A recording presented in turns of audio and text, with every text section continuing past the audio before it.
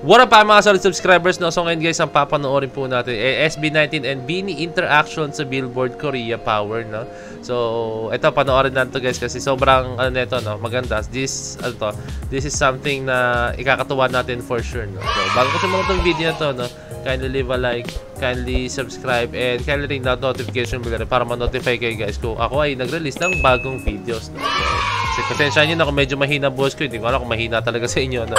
Medyo masama ang aking maramdaman and parang namamalat ako or masakit lalo muna na ewan ko. So, ayun, papanorin natin. So, let's go.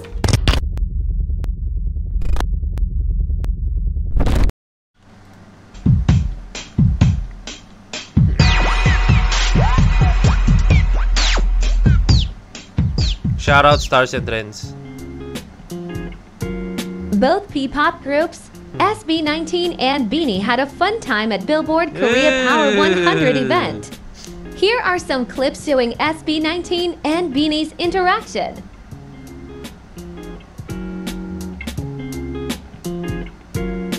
So yung mga clips, may clips daw eh. Ayan, may mga clips na. Okay.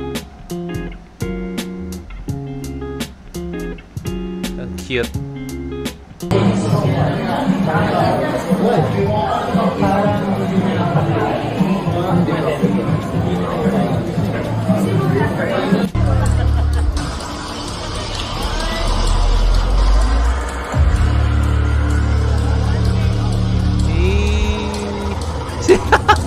Guys, yung lahat sila nag-picture pero may napansin ako. May napansin ako. Meron nag-i-emo moments or hindi nyo napansin. Pag nalakihan ko to, yan. Makikita nyo, yan, nalakihan ko na. Yan, may kita nyo dito si Mika, no? Nagsosolo siya guys sa inyo. Hindi nyo napansin, si Mika.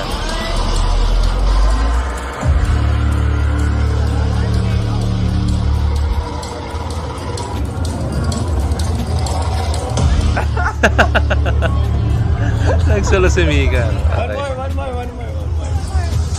Ayun, nag-ano si Mika. Tumingin na siya. Thank you. Perfect.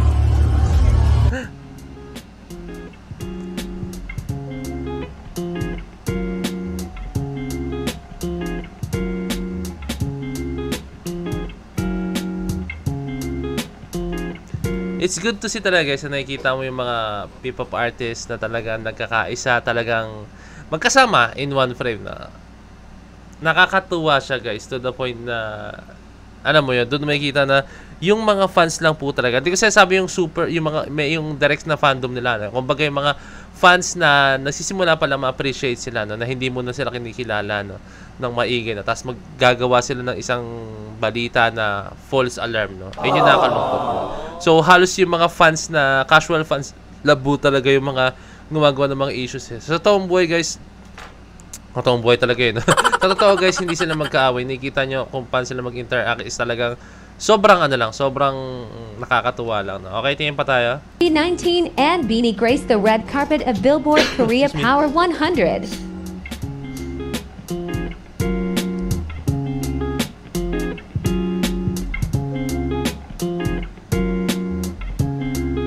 SB19 was even in the headlines of Newson, a reliable Korean entertainment news agency.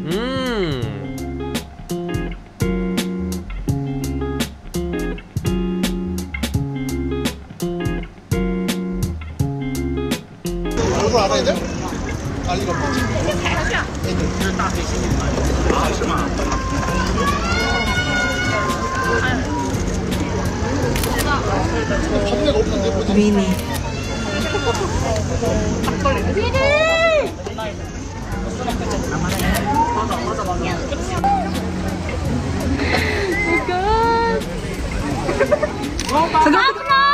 SB19. Josh! Justin! Stan! Ken!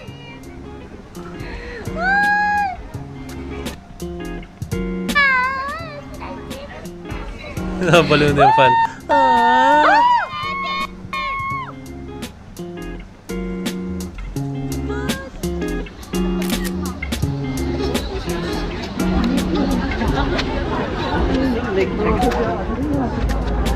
Hi!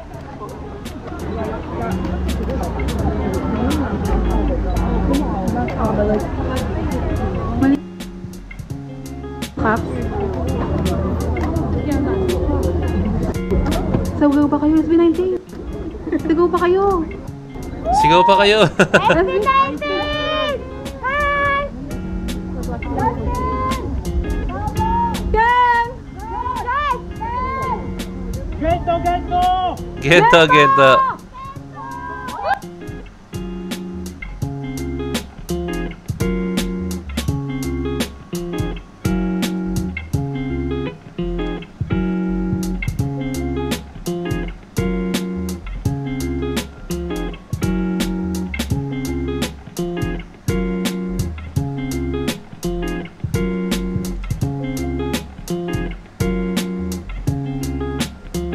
Okay, I think that's it, guys.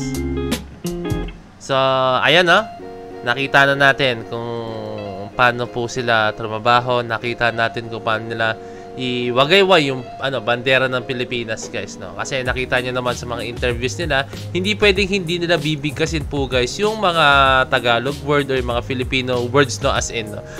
Like mabuhay po, mga ganon, di ba? Meron sila sasabihin, no, maraming salamat, yung mga ganon, guys, na binabanggit nila, no, sa mga interviews nila, no? So sobrang proud pa rin sila na Pinoy po sila, no? Kasi doon po sila nagsimula, guys, no? So ano ba naman yung yung pagsuporta natin sa kanila, no? Kasi naiintindihan ko naman, guys, kung yung ibang mga tao is mas sinusuportahan yung mga foreign artists. Pero syempre, sariling sariling di ko alam, basta parang hindi na sila pwede limitahan kung anong gusto nila. Pero mas solid kasi, guys, na suportahan natin yung sariling atin po talaga. Kasi once na suportahan natin yan, sinabi ko rin sa mga previous vlog ko, kunyari, nagpunta tayo sa ibang lugar, tapos sobrang kilala po talaga ang SB19 talaga, guys, all over the world, na banggitin, uy, Filipino, parang, are you a Filipino? You know SB19, di ba? Di ba nakaka-proud lang, no? Na mabanggitin agad Filipino, tapos sasabihin is SB19, no? Nakaka-proud lang, di ba? Kasi nakilala tayo mga Pinoy dahil sa SB19, no? Just like Manny Pacquiao, di ba? Sobrang naging proud tayo na Pinoy tayo dahil kay Manny Pacquiao, no? Na alala niyo mga moments na yun, no? Just, and sa SB19, ganun din po, no? Eh, syempre sa Bini, ganun din po, no? Kaya, as much as possible, guys, sana suportahan natin yung mga bagay na ganito, no?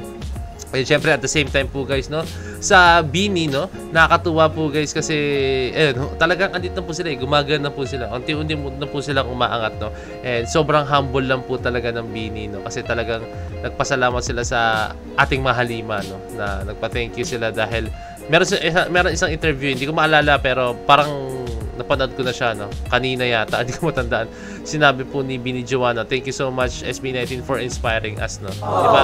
Doon makikita na sobrang laking ambag po talaga ng SB19 sa Bini po talaga, no? Doon makikita yung suporta, doon makikita yung yung goal ng SB19, which is umangat po talaga yung P-pop, no. P-pop price po talaga, no. So, yun lang. Wala naman tayong mapapala, guys, kapag halimbawa mag-spread tayo ng negativities, hayaan mo na pa yung mga negativities sa mga no, sa mga utak talangka. Hayaan nyo silang gumawa ng ganyan, basta tayo tuloy-tuloy tayo sa goal natin, no, which is okay na. Nag-post lang, guys, sir, sorry. Ko siya, napindot ko yung post, no. So, tuloy-tuloy tayo sa goal natin, which is P-pop price umangat lang, no. Suportahan natin yung mga sariling atin, no. So, yun, guys, bago ko tapusin tong video na to, kindly leave a like, subscribe, and kindly ring the notification bell na rin para updated kayo pag ako'y nag-release ng mga bagong videos. So, yun lang, maraming salamat. So, this is Point of Signing out. Peace, let's G.